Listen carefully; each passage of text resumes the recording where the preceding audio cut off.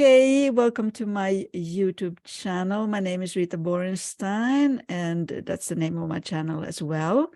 And the theme for my channel is Passion for the Soul. I do my own videos about my work with Life Between Life, hypnotherapy here in Sweden since 10 years.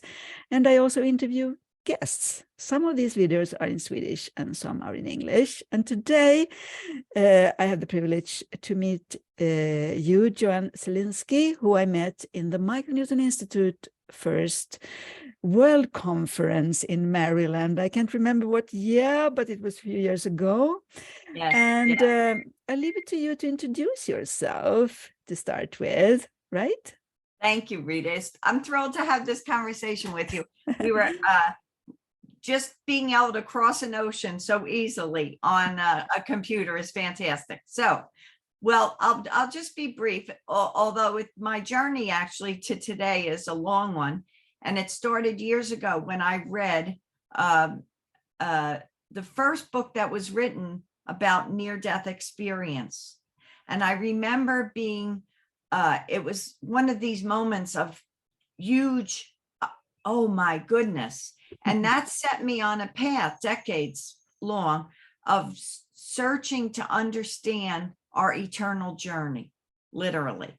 So my first career, I actually retired about 15 years ago from a career in social welfare where I was running agencies and programs, domestic and international.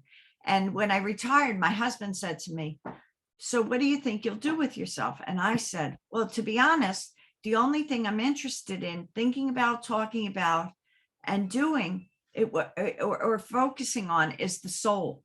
And he looked at me with quite a surprise and said, "Well, what do you think you'll do with that?" And I said, "I have no idea." Now, I should have prefaced by telling you, I've become absolutely convinced at this point that as we walk through life, even though we humans are aware we have free will, as we walk through life, our soul, our highest self, is really doing the walking. And we, at any moment in time, we might think we know where we're going, but in fact, our soul knows where we're going. So back to a little introduction. So interestingly, I decided to open a center, and the focus was to create a place for uncommon dialogue where metaphysical practitioners, alternative healers, spiritual teachers would come, and people would gather around their teaching, et cetera, et cetera.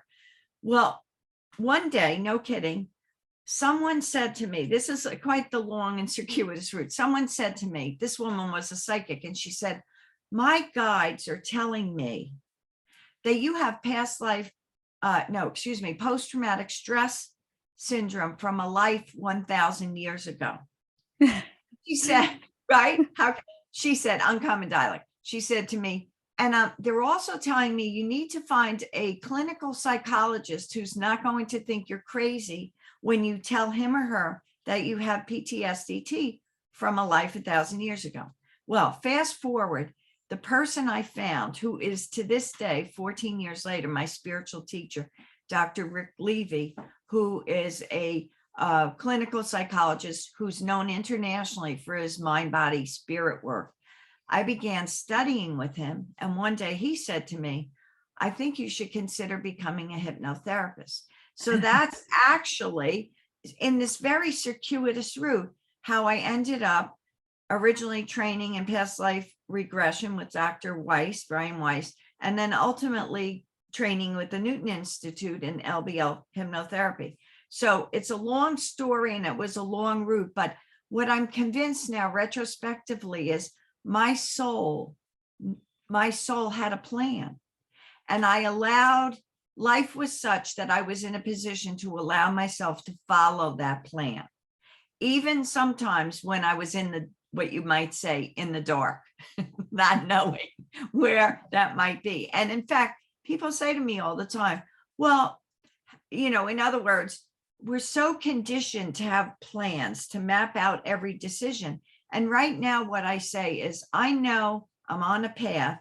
I know the the stone I'm standing on, and I might have an idea of what the next one is, but I really don't. I just trust that the path, that I'll be led to follow the path that my soul wants me to follow. So that's my little introduction. That I can feel it in my heart, Joanne. I feel very moved. The way one thing lead to the other, as you say, and to also the courage, as I sense, to follow the path. It's like throwing the hat over a wall and jumping after, in a sense, sometimes, because yeah. So when did you train with Michael Newton Institute? Did you train with Michael, or did you train afterwards? No, it was after. It was after Michael retired. I believe it was in 2013. Oh, yeah. The sessions they did in 2013 in California. Oh, yes. Almost Yes. the same time as myself. Yes, Yeah. yes. Right. That's fascinating. And do you do sessions these days as well? Yeah. Yes, still doing sessions. I'm more fascinated with what is going on in what I call the realms of existence than I am interested in what's going on in the physical plane, to be quite honest. It's just, it's not well, number one, it's awe-inspiring to bear witness through facilitating sessions for others at the vastness of experience, and in fact, the vastness of time. I often use the word eternity, and yet when you pause and think and try to think in terms of what is eternity, it's beyond our imagining. And these sessions, taking people into the transpersonal state, just gives us a glimpse into the vastness of eternity and the vastness of life, and not only this realm, but in all the other levels of realms of existence. Yes, and it's wonderful to know. I don't know if you took part also in the course by Michael Newton Institute when COVID, we had COVID, so we tried to find ways to work online, which was to me totally impossible. Someone told me, "Can you do sessions online, life between life sessions online?" And I was thinking, no, never. But then I was thinking, why not? I'll do it. And do you do sessions online also, Joanne? Yes. And in fact, I had a funny set of circumstances. One is a client of mine who had done a lot of sessions, and I joked that I could probably hypnotize her standing up. She's just had a lot of hypnosis experience. So she was trying to convince me to do it, and I was reluctant. And I knew other of our colleagues had been using the medium, but I hadn't. Anyway, she convinced me, and I said, okay, we'll do a test. But I was very nervous because of technology, and those of us who are good with humans tend to be less good with technology. That's right. And so we did a session, and it worked beautifully, and I was amazed. So I decided, okay, that was the way. No one, as you remember, no one at the front end of COVID knew how long it would last. But anyway, I decided to start doing it. But this is what's so funny. I realized I had to have a backup plan in case something happened. Yeah. So the logical person in me decides, okay, the backup plan includes the phone. Keep the phone on. If it rings and it's not me, I'll tell you, you're in the trance, I'll tell you, don't answer it. If it rings and you don't hear me say that, well, answer it, because it'll be me. So listen to what happened. I was still very nervous. 2 or 3 sessions later on Zoom, the power went out. The person disappeared from the screen, and I instantaneously froze. And then I remembered, okay, you have a backup plan. Now, this is what was so fascinating. A few minutes before we lost power, the woman's higher self was on a very long monologue, telling a very complicated story. And I was in a listening mode. The power goes out.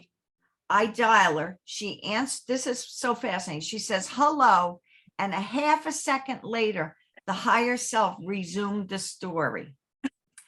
And I laughed at myself later because I was convinced the higher beings who we know really heavily influence the sessions and what happens. I knew the higher beings had orchestrated that so that I would start relaxing about the medium. And once that happened, forevermore, using Zoom was very simple. And the truth is, as you and I both know, hypnosis is a communication process, and this is a communication vehicle. So it should work, and it does work. And yes, yes, right? it surely does. And also, since I've been the only Michael Newton member here in Sweden, and Sweden is a quite a big country, so Yeah. people used to travel from north of Sweden, or now they're in their own bed or sofa, and after the session, I used to, when I started with Life Between Life sessions, I was thinking that, oh, it would be lovely if I could teleport that person to their bed after the session, and now it has come true. Yeah. Yes. So, and it's, of course, as a facilitator, we invite the person to a relaxed state, but being relaxed oneself is, of course, important with the tech as well. I have a backup plan too, in case something happens. But these days, a lot of people want to come again and Yes. in person. So, but it's wonderful to know that someone find it attractive to do a session with you, Joanne, although I think you're in Washington, D.C., right? Yes, Metropolitan Washington, D.C. Yes. Yeah, we'll share the link, so you can just go ahead and contact Joanne then. Right. Yeah, so can I bring it back to your passion for the soul, or the interest for the soul, which all these twists and turns somehow Yes. took you to the moment where you're now. And would you like to say something about how it has evolved over the years from when you started with live sessions, and what has it somehow changed? Try to be more precise. How have the sessions changed in general? Have you noticed any changes in the influx of clients, or what they are searching for, or something like that? Well, a couple of things. One is, I specifically advertise that I only do spiritual hypnotherapy. So just as a basis, the only people who are contacting me for sessions know first and foremost that I do spiritual counseling and spiritual hypnotherapy. So already it's a subset of the general public. But having said that, what I do notice is, so the other piece to that is to say out loud that almost all of the people who arrange sessions with me are acutely aware of their eternal nature. Mm-hmm.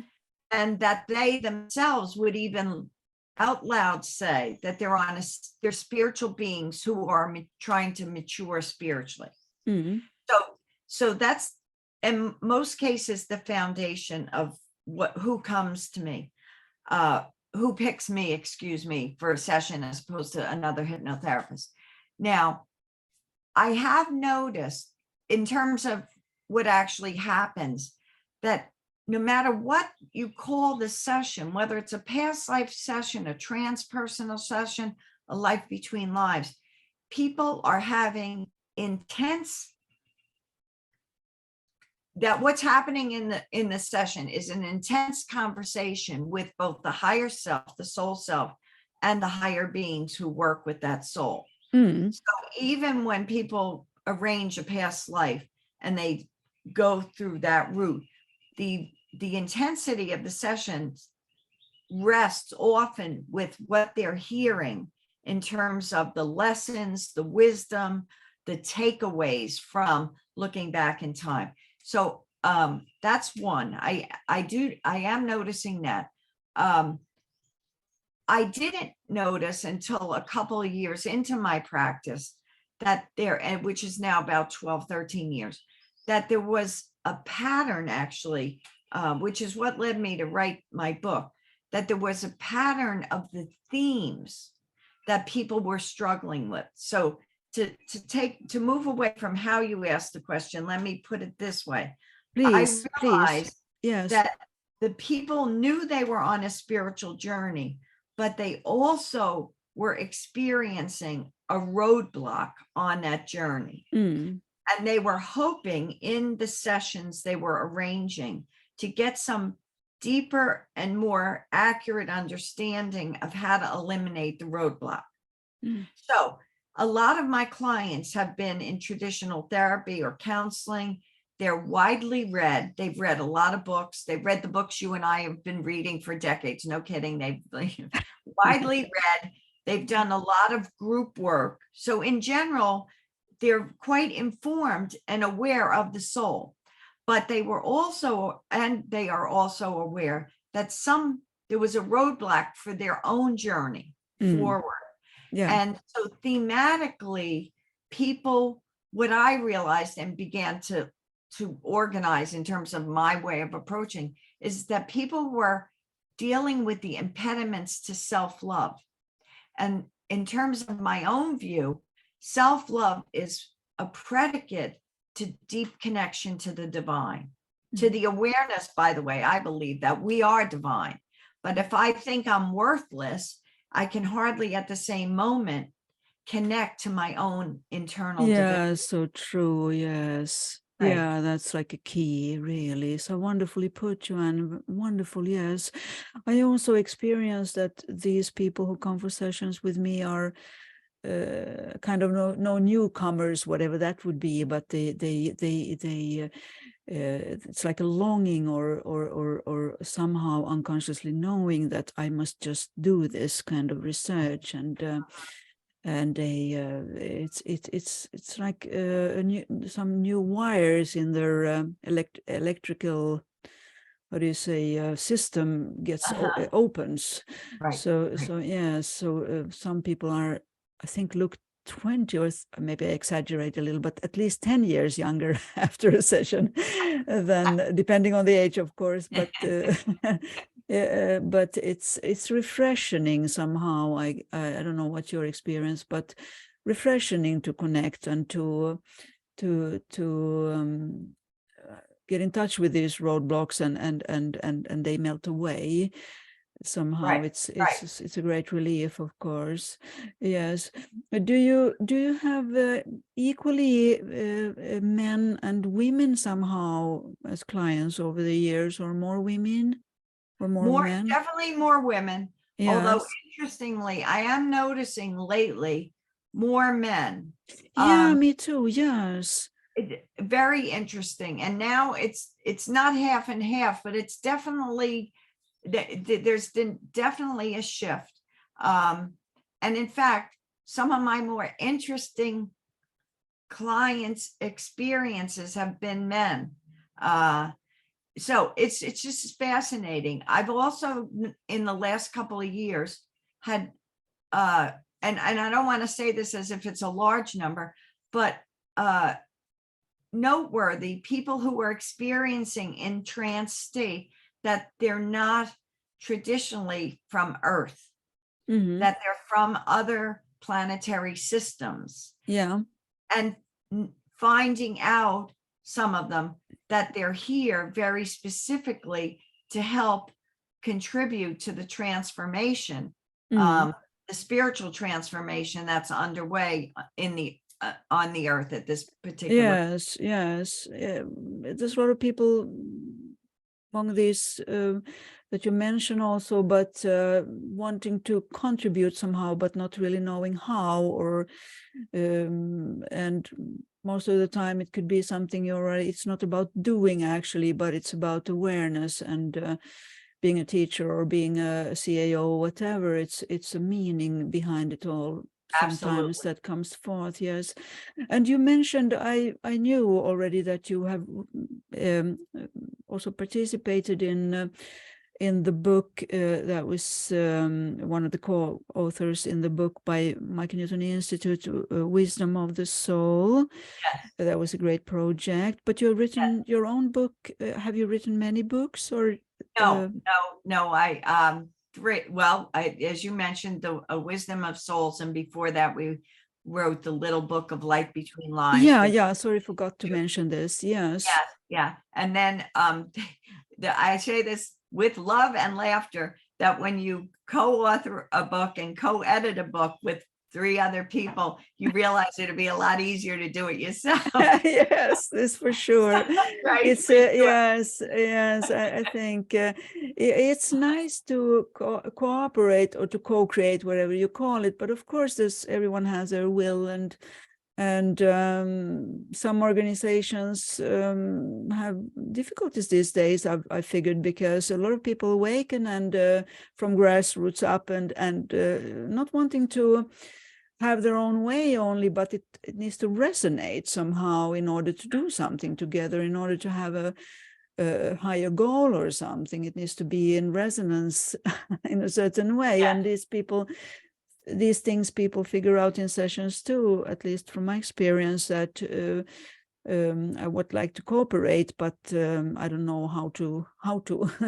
Mhm, And mhm. yeah, so I think I could talk with you for hours, but maybe to start concluding a little bit. And is there anything in particular you'd like to share now in the end of this video, besides all the information we will include under the video about you, so people get in touch with you? But is there something you would like to share? Well, Or the one yes? thing I would say to the listener, because obviously if someone's watching, listening to this video, they're already interested in the soul. And I can only say that, given my own decades-long journey, that it is the most fortifying thing one can do for oneself, whether it's through sessions or reading or talking, finding people who are on, if you will, metaphorical wavelength. So I would just encourage the people that are listening, keep going, because even at points when you're confused, just keep going. Yeah. Someone years ago said to me, and I love this. She said to me, Joanne, God writes straight on crooked lines. That's And lovely. she was talking about life, which applies to what we were talking about already. But I think it's also true about the search for truth and understanding. It seems circuitous, but the soul is guiding us. So just satisfy your curiosity. Keep talking, keep listening, keep reading, keep delving in, maybe through sessions. That's what I'd say to people. Yes. And if I might add something to it, also the periods in solitude, maybe, or to Oh, withdraw, absolutely. or Yes. not to be so active in any search or anything. The stillness somehow is, but that comes natural. Everything comes naturally. But some people ask me, what is the gut feeling, or what is natural? Because it's like it's forgotten somehow. What do I? So I think that's why also in the Life Between Life session, time as a child is as close as one can get to the soul. I believe that's an extra topic in such, but to be in touch with one's child self is a magical way, in case one has forgotten, what do I actually like, or what I actually want to play, or something like that. So Absolutely. Absolutely. so there's groups for everything, and books and YouTube. Right. Well, your last comment reminds me of something. One of our other colleagues suggested some years ago that he, and I immediately adopted this, and now I do, ask every client to have a period before their LBL, have a period of deep reflection, and in fact, write a biography, including, even if they don't like to write, they can write bullets. And Yes. the truth is, in that reflection, because I couldn't agree more. You and I have so far been talking about the animation of life, but you're absolutely right. The silence, the prayerful time, the meditation time is more important, actually, ultimately. That's right. And I think connecting with a client already for Life Between Life, I mean, connecting with a client, I already feel somehow the connection. And I had a client the other day who will do a session in a few days, and he wrote his life story to me, and I never had such a moving letter from anyone. It was long, but it was like every word was written with such a sincerity, and I think sometimes I write letters to God or to, I don't know, to somebody, but the privilege that someone will read it and also seriously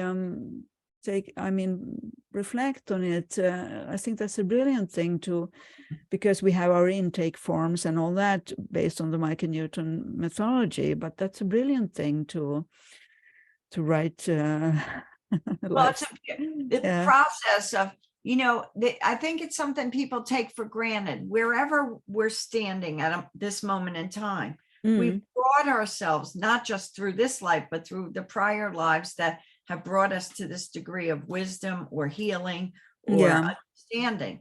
And so the process of, in my view, once I heard it, it just seemed so brilliant, of then using that as the base then for which you're going forward, deepening your experience in the transpersonal space. That's right. Is such a wonderful, I think, a wonderful beginning to. Yes.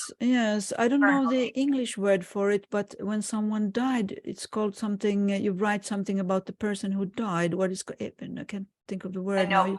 Obituary. Yeah, I never learned. What do you say? Obituary. Yes, and in Swedish we have also, I mean, it's better, it's not better, but it could be nice to write it oneself once still alive. Yeah, absolutely. Yes, it's that idea. What on your last day, when you look back, what do you hope your life story was? Yes, that's beautiful.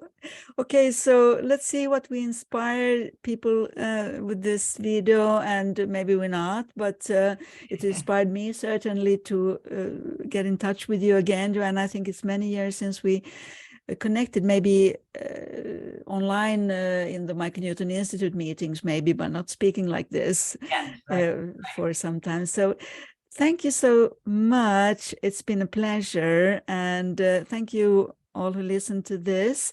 And please connect with Joanne or me, or both, maybe, in case you have questions or feel inspired to connect or have something to tell us. Okay, so bye-bye, everybody, then. Bye-bye. Thank you, Rita. Thank you.